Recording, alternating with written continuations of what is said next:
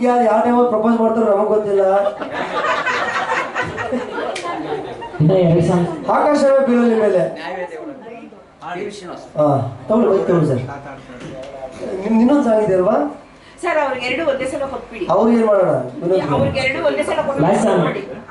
ಅವ್ರು ಎರಡೇ song last ಅಂತ ಅವ್ರು ಹೇಳಿ ನಾನು ಇದ್ದೀನಿ.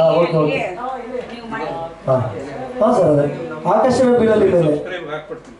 ಓಕೆನಾ? ಟ್ರ್ಯಾಕ್ ಹೋಗ್ಯಲ್ಲ ಸರ್? ಇವ್ರಿಗೆ ಎರಡು ಒಂದೇ ಸಲ ಕೊಟ್ಬಿಡಿ.